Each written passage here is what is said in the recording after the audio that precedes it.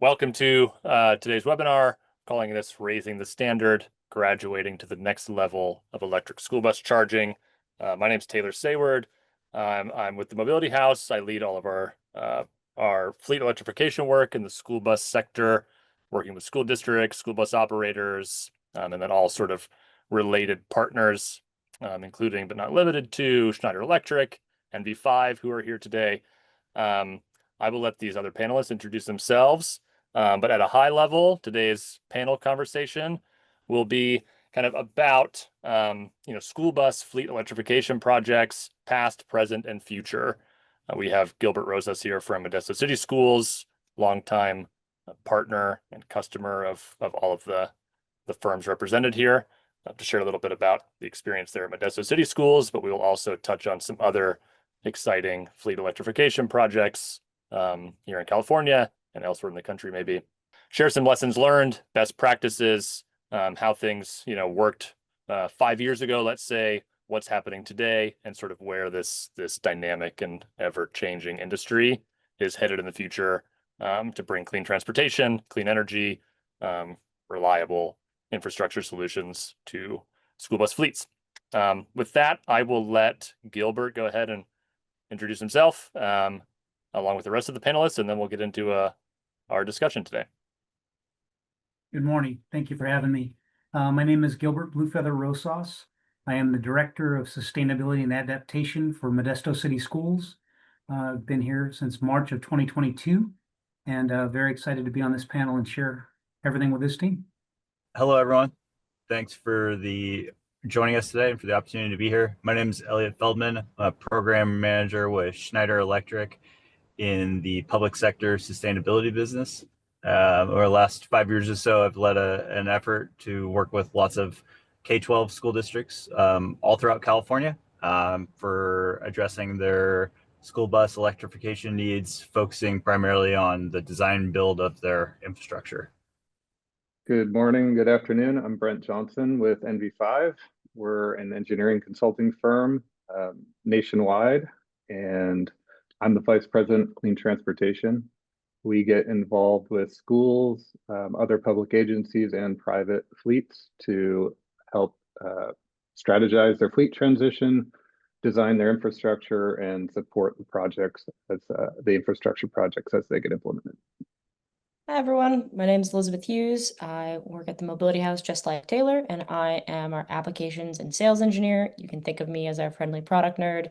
And I'm here to share some lessons learned on the engineering side of what it took to get these projects on the ground and continue to successfully operate. Thanks, everyone. So we want to start a little bit by sharing some lessons learned and experiences from projects and implementations past. And I'll start with a question for Gil at Modesto City Schools. Gil, could you just sort of set the scene a little bit for us and describe the fleet electrification journey, so to speak, at Modesto City Schools over the years, and give us kind of a high-level overview of what's been going on there for the past 5 years or so? Sure, I'd be happy to. I have, like you said, worked with this team for the last 5 years. Previously at Stockton Unified, where we electrified and did 24 chargers there and did some school buses, and it was a smaller application. I've been here at Modesto City Schools since March of 2022, and our 3-year report card is that we've got 30 electric school buses, 30 out of the 62, so almost 50%. We've done a number of sustainability initiatives. If you look up our web pages, we've got 9 sustainability web pages that focus on a variety of topics, and we also have 34 sub pages where each school actually has a sustainability portion that refers back.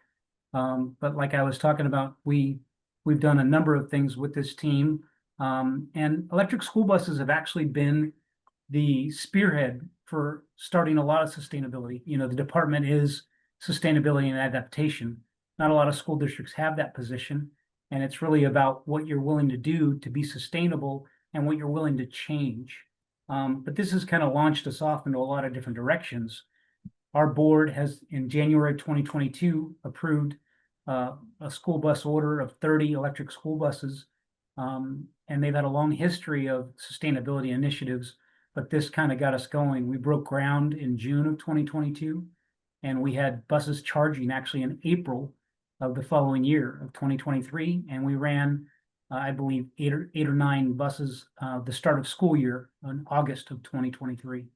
So it's allowed us to do a lot of different things. I think we're up to almost $19.5 million in grants for different infrastructure. And we've done 2 phases of construction out at the schoolyards. We've done sustainable outdoor learning environments, SOLs, as well as the 7 high schools now have solar through a lot of bond measures that Schneider Electric and this team has helped put together. We've been good stewards with all the money, and that's kind of helped us even add to the teaching side of it, where we have 34 paid stipend teachers that have environmental clubs.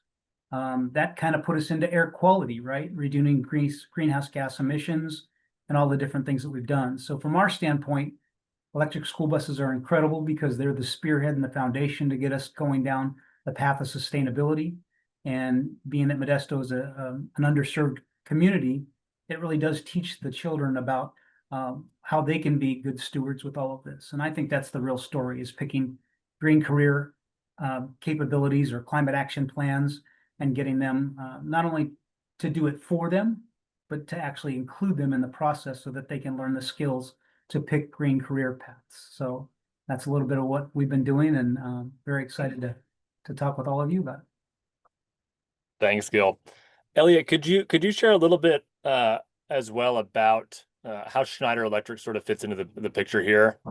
There's a million moving parts with all of these sustainability and clean transportation programs. Can you tell us a little bit about how Schneider supports that across the board? Yeah, it's a good question, and there really are a million moving parts. So, we've had the privilege of working with a great school district like Modesto City Schools for a long time now, and a lot of other school districts. And, we've been their energy efficiency partner or maybe a solar partner. And, with electric school buses, it's kind of the next technology that's come for schools to navigate.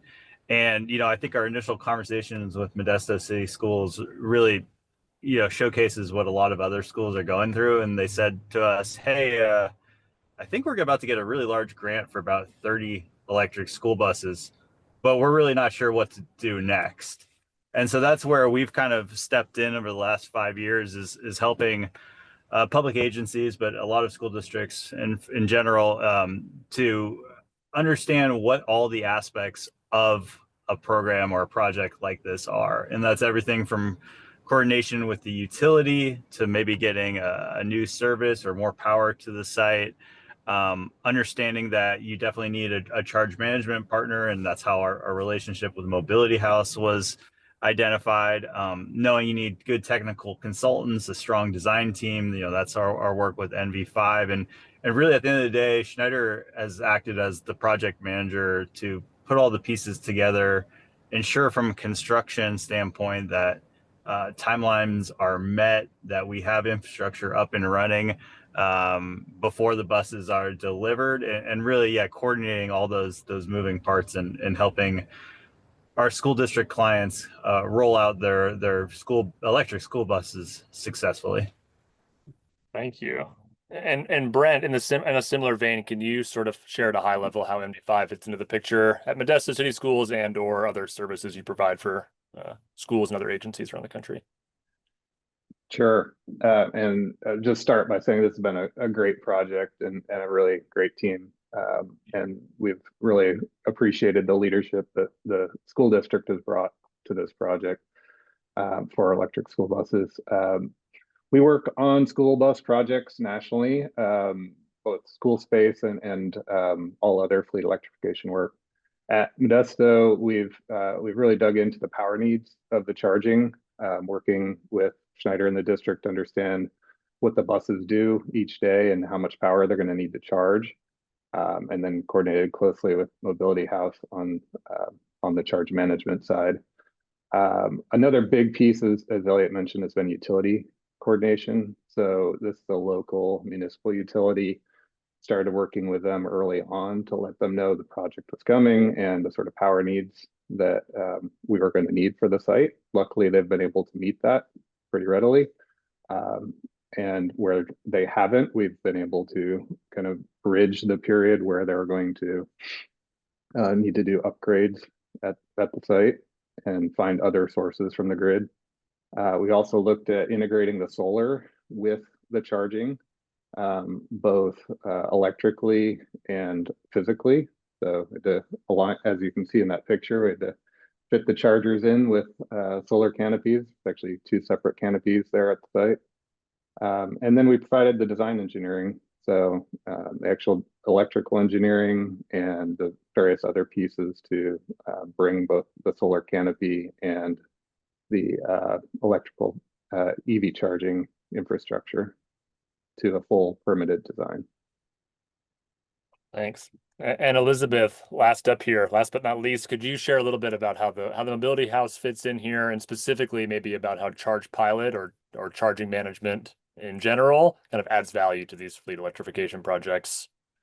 Yeah, charge management's gonna add different value throughout the life of the project. For example, in the early phases of Modesto, really the mobility house came in as an operational tool and a cost savings tool. So obviously they got a massive wave of 30 different vehicles all starting all at once. So getting all of the information on the data and the charging there and the maintenance data was critical to the kind of early successful charging here. Also, of course, with an installation this large, you're also going to want to keep a sharp eye on costs, especially with the various funding sources, and make sure, we save as much money for the district as possible. But, there are other things that schools often need in the early phases of the project. They can get all sorts of benefits from a charge management system, whether that's, various grant opportunities and help on the data reporting aspects of that, or it might be more in the electrical infrastructure side of things. Maybe they don't have enough power, or maybe they want to incorporate early resiliency. It really kind of is more tailored to meet where the school is than, anything else. Thank you. Okay, Sam, can we advance to the next slide? Again, if we're kind of using Modesto as a great jumping off point and great case study of some great things that have happened, are happening right now. Would love to get maybe a sort of a status update, so to speak, from Gil about what's happening at Modesto City Schools as we speak. I know there's some recent activity and some exciting things to share. So Gil, can you give us kind of an update about what's happening right there on the ground now? Sure.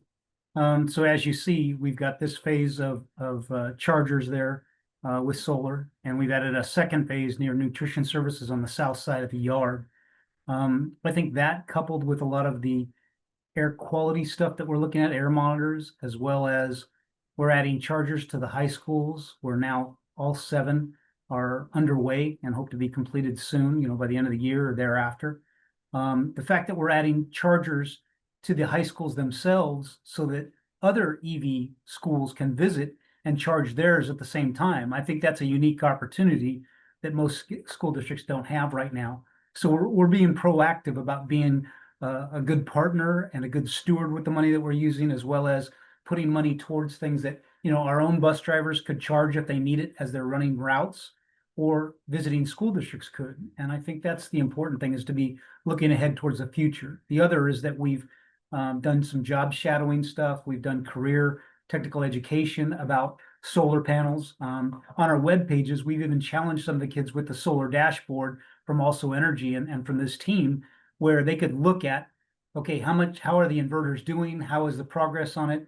What's an ROI for changing how often you clean the solar panels? These are real time things that students can do.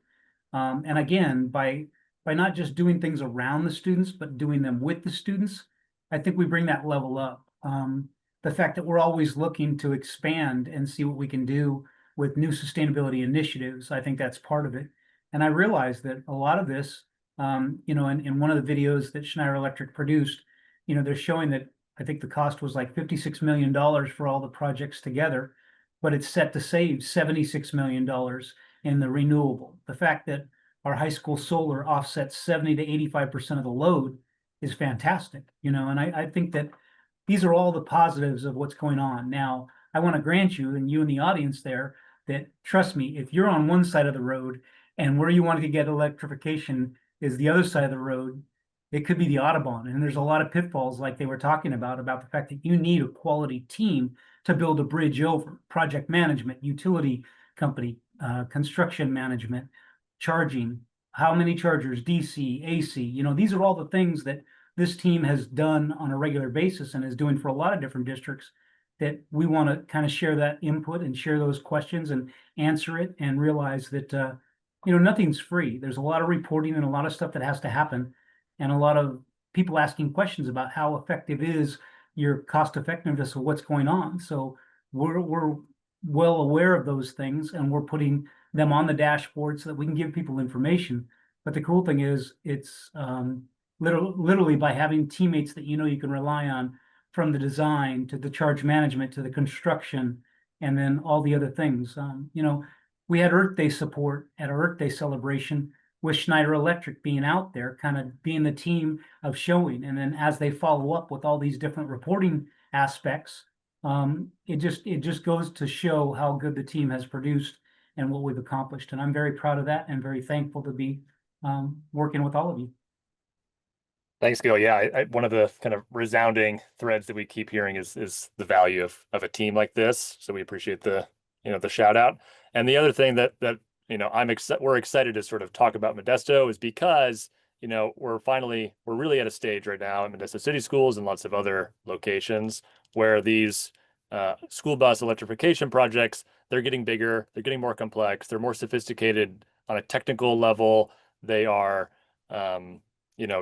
they're bigger and better and different than they were 4 or 5 years ago. And with that comes more complexity, obviously more need for solid partners. So with that, Elliott, could I ask you to sort of describe any other recent projects outside of Modesto, maybe that come to mind, that Schneider's been involved in, and maybe at a high level, sort of how are they different again than some of the EV charging projects that we were seeing just 3 or 4 years ago?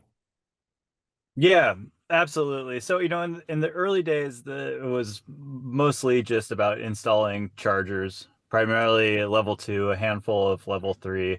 Modesto City Schools deserves tons of credit for really pushing the envelope and ensuring that they had a solar carport, actually multiple solar carports, to offset their electric bus needs. They pushed the envelope with how much level 3 charging that they could have. Really to ensure flexibility about charge times, and to ensure their buses get used as much as possible. We've seen other great projects nearby with including Turlock USD, Lemoore Unified High School District, Los Banos USD. And all of these projects are, again, kind of advancing into having maybe a higher portfolio of level 3 charging, solar that's directly offsetting the electricity cost, while also maybe solar being designed to offset some of what we would call the house load for the buildings at the transportation yard. And Turlock also did something really cool where they utilized the momentum for this project to go out and make comprehensive improvements to the actual transportation yard. So it was really more of a new construction effort than a retrofit. And they built a brand new parking lot. They modernized their buildings, and they used some of the savings that they're getting from the switch to diesel to electric to help fund these improvements as all. So, the sky's the limit, and our school district clients are starting to get really creative about what these types of projects can look like. Thank you. And Brent, can you share a little bit from the sort of design and engineering perspective? We know we've all seen parking lots with solar canopies. We've seen charging in parking lots and at depots and so on. Sometimes they coexist, but they're not sort of electrically integrated truly. Can you share a little bit, again, from the engineering perspective, what additional value comes from that true integration of these systems? Sure. I think the first and obvious one is cost savings and operational savings. As you transition to electricity as your new fuel, you're consuming a lot more electricity. And by generating it on site, you're reducing how much you're consuming from the grid and how much you're paying to the grid operator to purchase electricity. So that takes some careful consideration as to what those savings look like, and whether those electrons are flowing directly to your bus or whether they're actually going out to the grid, and what that value is when you're pushing energy out onto the grid. So there's some careful calculation that needs to happen up front to really assess the value proposition on how much cost savings you're going to see from solar on the site. Another one is cleaner energy than the grid. In many cases, the energy on the grid is generated, from sources that produce carbon dioxide, and the more that you can generate on site, the cleaner the energy going into the buses, and the more you advance your decarbonization goals for your district. And then there's the statement piece, right? It's a very obvious statement that you are fueling your buses with clean energy, and it's visible to the community, and it shows your commitment to renewable energy. And it can also serve to support with grid capacity issues. In general, though, we've got to pair that solar with stationary batteries, and we haven't done that this site, but we didn't have the grid constraint issues. But we can talk about that in the next section here, but we would need stationary batteries to really support where we've got limitations from the grid. And the last piece I'll just say is it's not always a panacea to include solar with your project. So you do need to look carefully at the economics of the project, because these are big structures, and they do have a capital cost associated with them. Yeah, that's a really great point. Yeah, I mean, each site, of course, is absolutely unique, each use case and so on. But in general, we're certainly seeing, like several of us have noted today, that these projects and these systems, right, they're getting larger, they're getting more sophisticated on the technical level. Elizabeth, on the charging and energy management side of things, as these systems and these infrastructure projects get more sophisticated, what additional types of features or capabilities on the technology side become really critical? Yeah, Taylor, that's a great question. I like to think of it as kind of your infrastructure gets larger, but also your operations gets larger. And so those tools kind of fall into those two buckets. As your electrical infrastructure gets larger, you're going to want to start thinking about things like resiliency and backup and solar, because your energy costs are going to go up, and, more and more of your fleet are electrifying. So it's more and more important that that stays up and running for your ability to operate. You also will probably start running into, grid constraints or even panel level constraints, and those have its own, suite of technologies called ALM that a good charge management can, help affect those calculations. You're also going to need a charge management that can, represent that changing site layout, right? If a charge management can only handle, all chargers on a singular panel, when you do that second phase, extension, it's probably not going to be able to fit there. On the operational side of things, as you scale, you're going to care more and more about your maintenance information and your operational data.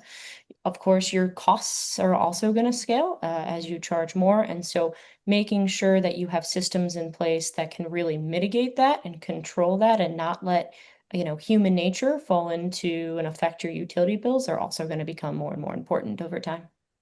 Yeah, I think I'll pull on the thread of kind of these projects continuing to scale and get bigger, and the need I think for essentially future proofing and really thinking long term and thinking ahead about what the operational needs will be in the future, and what impacts that will have on the way these systems and these projects are designed and implemented today will have a big impact on how things work or successfully tomorrow and in the future. If we move on to the next slide, Sam, kind of thinking ahead now, sort of where we and sort of this industry in some ways is headed. Maybe coming back to Modesto City Schools. Gil, can you share again, kind of at a high level, what's to come? You shared a little bit about where you've been there, what's happening right now. Can you sort of lay out the grand, future state vision of maybe where some of these projects with the fleet and so on are headed at Modesto? Sure, I'd be happy to. Thanks, Taylor. I think for Modesto City Schools, I think as far as home to school routes. I think the 30 buses is where we're at. I think until we can do longer treks and have better mileage on it or go to something else, I think that's as many as we'll do for home to school routes. But we've added quite a few of now Collins buses for small special ed for that as well. And so we're looking to add to the white fleet and be able to add. We've added on to nutrition services. We're looking into that. We've got vans and Ford Lightnings and high cube vans that we're adding on. So, this has just allowed us to parlay. Again, it's been the impotence to be able to do all the other things. So having a good track record and doing well on this allows us to expand out. Like I talked about, having chargers now at different high school sites gives us flexibility in routes and being able to charge up a little more on the DC power. And I think it just keeps going. I think we're going to keep inventing stuff. Our sustainability thing goes from nutrition services getting new reefer trucks to using, instead of styrofoam trays, they're doing sugarcane fiber. So I think that it's important for people to realize also, as they're listening to other districts, that it really came down to when Schneider Electric made the pitch to the board. It was that the reason we could do this was the support that we got from the board members, from the superintendent, from our CBO, Tim Zierle, and from Roger Orth, and the whole Modesto team was behind it.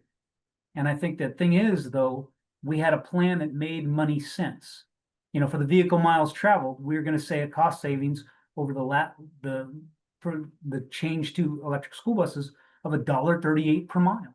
So again, if you're saving money on this, from reduced maintenance costs to the solar to all the other things that you're doing and reduced energy requirements and grid dependence, it's a win-win-win.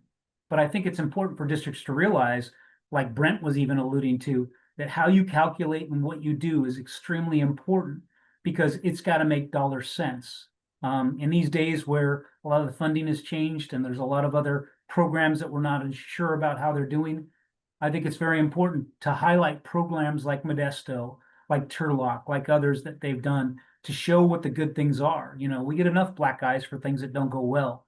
When things do go well, like this example, and how a school district has bound together to make this work and then is now expanding and planning other things, I just think it's fantastic. And I think that's the reason why you're obviously putting on this webinar, and we want to entertain all questions and answer these things for people, because it is a good story. It's a good, convincing, compelling story of good stewardship and something that's working. So thank you.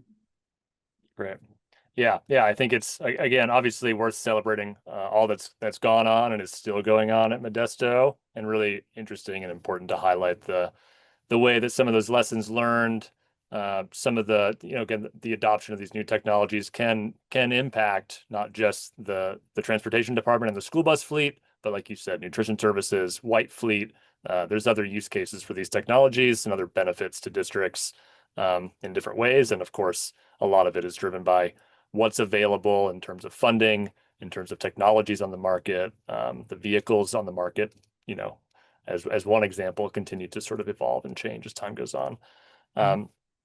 Elliott, as you work with Modesto or other schools and agencies around the state and around the country, how is Schneider supporting sort of these broad, long-term, forward-looking plans and for future-proofing and sort of long-term planning on infrastructure projects? And yeah.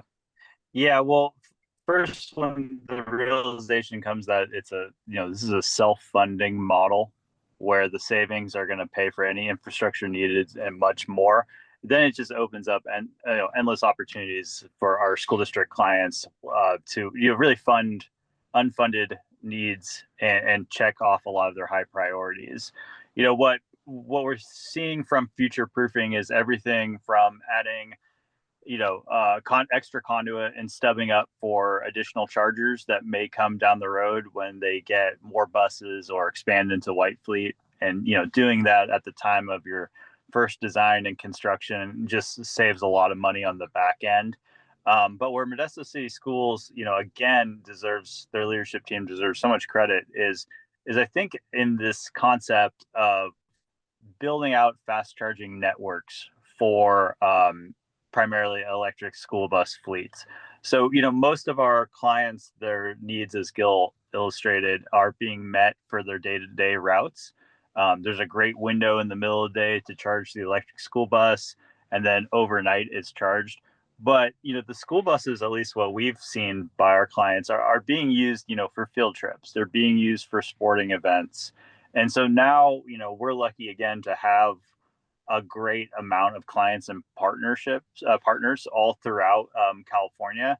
And so now we're talking to them about building out shareable fast charging networks so that a school district 50 miles down the road from Gilbert can take their electric school bus for a football game, charge it up while the game is being played, and then drive it back. And so really we're helping our clients utilize their buses more than just the day-to-day routes, and enhancing the operational savings even further.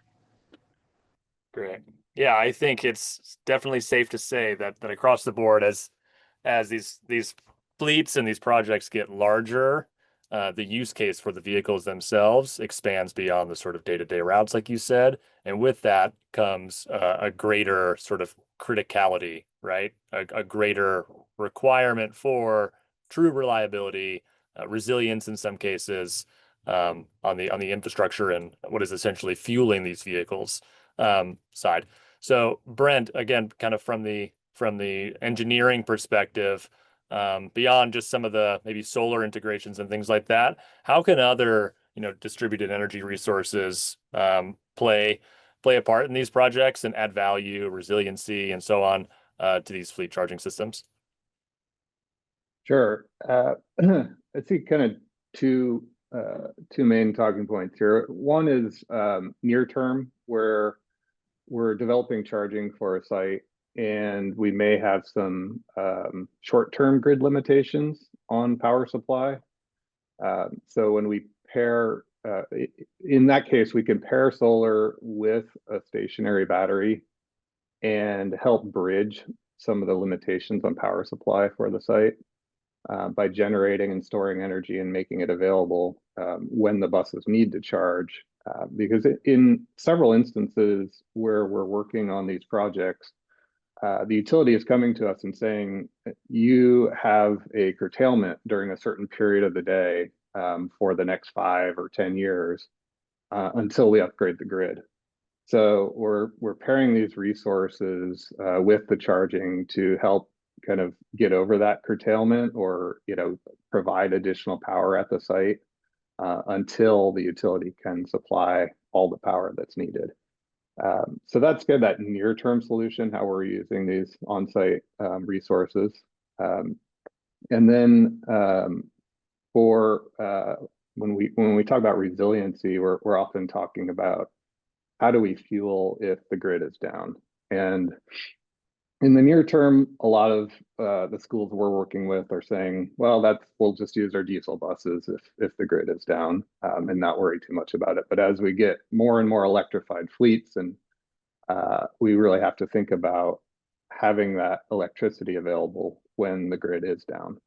So we're pairing on-site generation with storage. And if we're really looking at kind of longer term resiliency besides short-term grid outages, we're usually including gen sets as well to basically create a microgrid for the site. So if we have a multi-day outage, we can still fuel buses and run those buses. And in some cases, maybe the schools aren't going to operate if the grid is down, and it's not as critical. But in a lot of cases, these vehicles have functions during emergencies or natural disasters, and we really do need to be able to fuel them. So on-site microgrids that are a pairing of solar, batteries, gen sets are definitely being considered and in some cases implemented on our projects. Last point I'll make on this is whenever you're integrating these resources on the site, you really have to look at what the rules are for interconnection with your utility and work closely with your utility to integrate these resources behind their meter. Elizabeth, so we've already mentioned before, right? As these systems get more technically complex, more electrically sophisticated and so on. The importance of charge management technologies is really important. In the way of adding resiliency in some of these bigger, microgrids and other distributed energy resources on sites for those values, and in the vein of kind of future-proofing sites that might grow into some of these more sophisticated use cases and systems in the future. How does charge pilot and charge management kind of across the board enable that seamless scaling up growth into these bigger systems? Yeah, that's such a deep question, and there's a couple different places to go there. I think I'll start with, as these systems scale, the amount of data traffic scales as well. And so you really start putting a keen eye from an engineering sense into, where does that optimization happen and what type of processing power supports it? For instance, Charge Pilot has a local controller that sits on site that, handles all of that optimization locally. So there's no worry about outages from the cloud. There's no worry about, these buses are moving around. Am I going to get cell service? Right. And so that kind of local control helps them go from 30 chargers to 60 chargers quite easily. It also has this nice tie-on effect that now that, because there's a device sitting there, you can integrate with all sorts of these fun DERs that Brent was talking about. You can install meters to watch what the solar is doing and change your behavior in charging. You can directly tie into a genset, for instance, and know when it's gone into an islanded mode. You could, take a broader part in the energy ecosystem and tie in with a microgrid controller, because you are that device sitting there, and you can have that sort of response time to unlock these things that Brent was talking about. On a kind of other, metric of to think about reliability is you also need a system that can scale with you. Maybe you're going to buy one sort of charger in your first phase to electrify your electric vehicles, but as Gilbert said, he's expanding into his white fleet. Maybe you want to be able to buy a different brand of charger or a different type of charger so that you can fit that use case better. Really having kind of a deep bench of solutions and tricks up your sleeve and projects under your belt, as a charge management system, really helps you be able to meet your customers wherever they are and wherever they're going to be in the future. Thanks for that. Yeah, I think this last sort of section of the discussion here has really gotten into some big, again, obviously very sophisticated systems for fleets, and maybe this trend towards the solutions that meet needs for large school bus fleets. And I recognize that there's probably folks attending this webinar today who are not quite at that stage in their electric school bus deployment and sort of thinking about how to put these solutions together in let's say a phase one deployment of these technologies. But really great to sort of see where these paths can lead us to as things really scale and grow. With that in mind, I think I see one note here in the chat too about funding. I think that is consistently sort of top of mind. Right, you can only do what you can afford to do with these projects, and so I know there's folks here attending from all around the country. We're not necessarily just have to focus on California specifically here. But before we sort of get into any funding sources that are out there for this type of work, Gil, I wonder if you could share at a high level what the sort of mix of funding sources at Modesto City Schools has been over the years, because I know it's quite varied, and even understanding how you've been able to stack and sort of leverage multiple sources could be really valuable for folks out there at whatever stage they're at. Sure, I'd be happy to. We've done all kinds of different programs, from the Clean School Bus program, as well as HVIP, California Resources Board has the HVIP program as well. We've done CARB grants for infrastructure. San Joaquin Valley Air Pollution Control has grants for infrastructure that's all funded through CARB. So like you're saying, we are always looking at every different aspect, from battery powered landscaping equipment to what our bus vendor would be able to get to local air districts. And we kind of matched all those coupons and added them as many as we can, and that's always been our goal, is to look at different funding sources. And like I talked about nutrition services or white fleet, we've looked at all those too, about Department of Agriculture grants. So we've got our eyes set on actively looking for ZESP funding for all kinds of different funding, everything we can. So that's what we've done in the past, is just kind of looked at all resources. And our project partners like Schneider Electric have brought those to us, and we've gotten some on our own. So it's really, and the bus suppliers as well. So we've done a number of different things. Yeah, Elliott, I'll put you on the spot one more time since Gil Yeah. sort of called you out. But yeah, how are you thinking about helping your customers and partners chase down these different opportunities and supporting them and finding them for other folks around the country? Yeah, I mean, so Taylor, as you know, we first engaged in these conversations 5 years ago. And I will say, whether it's state or federal funding, there was definitely more money out there for some of the early adopters of these technologies. But what we're really communicating now is twofold. One, there might be some utility folks on this call, but this new technology is align with utility goals in the sense that they are able to, sell more electricity, promote more clean electricity. And so with an electric school bus, there's incentives from the utilities, whether that's helping with kind of infrastructure costs like upgrades to transformers, or maybe putting them on a friendlier electricity rate that's lower cost. There's alignment between utilities and electric vehicle consumption. So that's one funding source. And then the thing that we definitely, hammer home as much as possible is there are self-funding measures for these types of projects.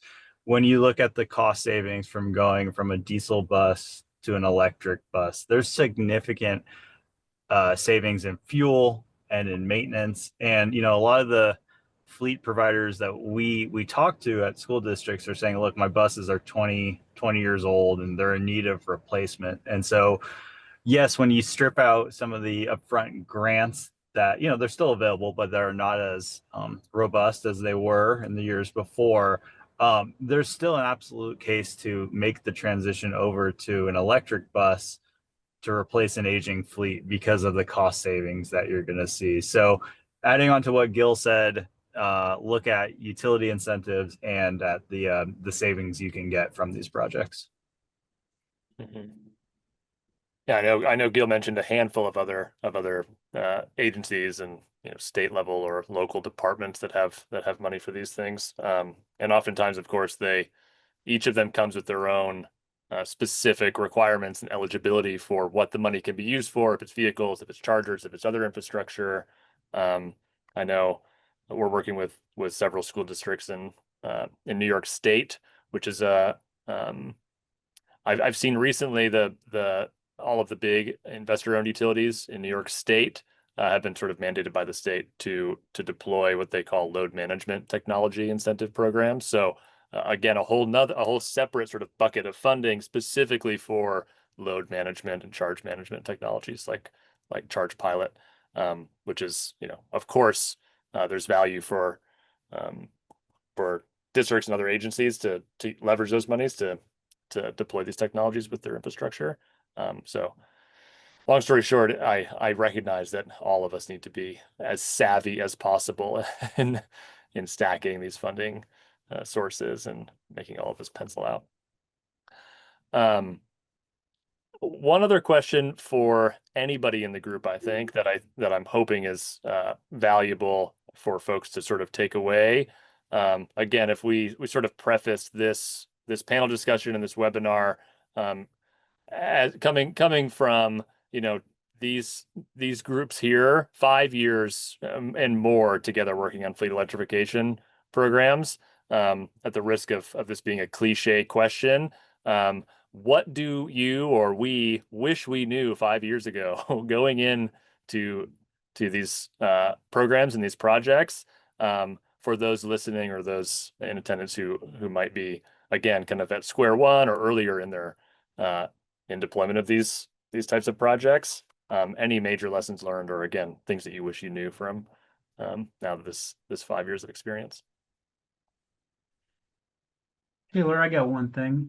So I think the things that I wish I'd known was just simply how many resources are available out there, how it really does pay for the investment in your time to go to webinars, to go to seminars, to talk with people that are in the know that have been doing these things, you know, aligning yourself with the right team and kind of learning as much as you can.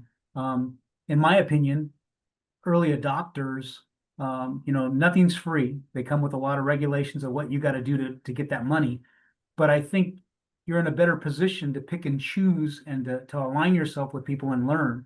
So I encourage districts everywhere to keep doing all these different things so that you do educate yourself and you find out, talk to other districts that are your size or in your similar situation for number of vehicles and all that. And then I think we have to collaborate. You know, I've spoken with Daniel Kang over at LA Unified, and we have to band together to kind of learn the best of the best.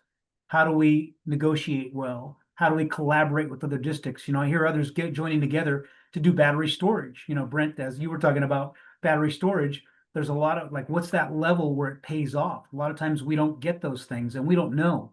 So we've got to collaborate with other people and talk to each other about what we got and how we learn things. I hear some, you know, some of the colder states, when we first started adopting, they didn't have, you know, on the Bluebird buses or any bus, they didn't have secondary 12 volt on there. And, you know, all the lessons learned from what doesn't work in cold weather, hot weather. So I just encourage people to keep looking for these things. I wish somebody had told me or beat the drum louder of go out there and find out your investment in time.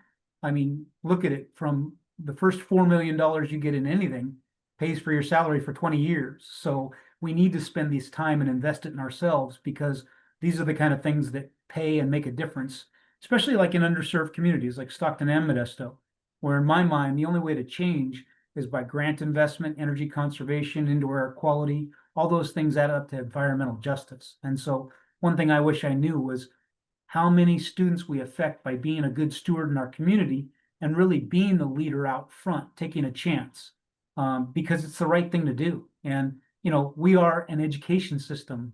A lot of us are in education, and we should be teaching our students the same way to take the right risks and the right changes and make the right difference in our communities. I think it's what we should do. I can go with one, Taylor, on that. I don't know if it's a lesson learned, but I know over the course of this project, we've seen a lot more charger options come into the market. So we're seeing some really good kind of lower power DC options out there that really seem to work well with school buses because it gives us some flexibility to fuel a bit faster and do midday turnarounds. But we also don't have to put in as big or higher power chargers. And some of those chargers have centralized power banks that can actually distribute different amounts of power to the buses. And we're integrating that more and more with the designs as those solutions come on the market. Another, I guess, lesson or unique part of this project was the second phase of this project. We had to wait on the utility to install a new transformer. So working with Schneider and the Mobility House, we were able to go to the utility and get them comfortable with automated load management, which is the software that Mobility House provides on this project to limit how much power draw we are pulling from the chargers. So we're actually we've got more chargers installed than the capacity on the grid, but the software limits how much we pull from the grid to stay within the limits of that transformer until we get that upgrade from the utility. And when we first started with the utility, it was kind of a hard no on using a software solution. And just through those discussions and getting them comfortable with this and showing them, you know, that there is code for this software and that it is being used elsewhere, we were able to convince them of that and move forward and find that bridge until we had the utility power, the transformer that we needed. Yeah, I think it's safe to say that despite there being a deep bench across the industry of serious experts on all of this stuff, there is still has been and still is a learning curve for everybody deploying these new technologies, right? And like Gil said, I mean, communication, obviously key. I've heard somebody else kind of frame it as choose partners, not vendors. And I think, I couldn't agree more, right? I think that over the years, we've had customers like Modesto City Schools come to us with questions we hadn't anticipated, difficult questions, but all of it is in service of ensuring successful fleet operations, successful learnings along the way, and so on. Yeah. Elliott, Elizabeth, feel free to chime in with any, again, like kind of lessons learned. I wish I knew. I think operators very much prefer having more fast charging than level 2 charging, and it is a big transition. Knowing essentially, hey, my bus is filled up, or there's a diesel station right down the road. And I know something we've kind of gone through with all of our projects is, we can do an initial design that optimizes cost savings. But when you think about from an operational standpoint and just that peace of mind of knowing that fast charging in 20 minutes to 40 minutes, can really add a significant amount of range to the batteries. I think there is a strong preference for that, which is great, and it makes a lot of sense. And then it just comes down to your team to design it correctly. Brent mentioned the lower DC options, and just rerunning the modeling about what the savings will be, and working with a great partner like Mobility House to manage that load spike and ensure it's done correctly. But yeah, it seems like there's more interest for fast charging than I anticipated. Yeah, I would totally agree. And to kind of like play into that, there's been a lot of change in the last 5 years, and we should expect more change to happen in the next 5. And so, your protection of that, or the way you can leverage that in a more positive way, is to opt for interoperability, right? Opt for a system that, can work with a breadth of chargers and can also integrate with a breadth of DERs and a breadth of, other software integration platforms, because the world's not going to stop changing, right? It's going to accelerate its pace of change, especially with, all the recent things going on in the industry. So really, look for flexibility when you look for your partners. Have they designed multiple different types of sites? Have they worked with different types of fleets?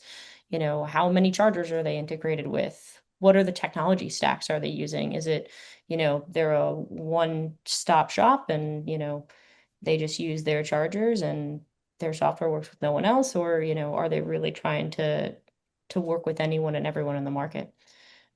You gotta kind of expect change to happen and be ready for it when it does.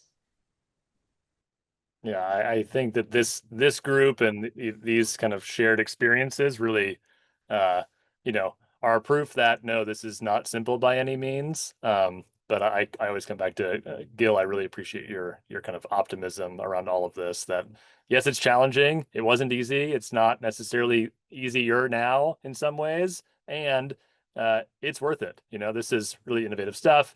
It is, these driving for clean energy, clean transportation. There are, this is worth getting behind at all levels. So again, always kind of appreciate the optimism you bring to it, and all of you on this panel, this collaborative industry. This is how these transitions will be successful. That's all we've got for this webinar today. Much appreciated to all of you panelists for showing up, and to everybody else in attendance. Thank you very much. Thank you. Thank you. Thanks a lot.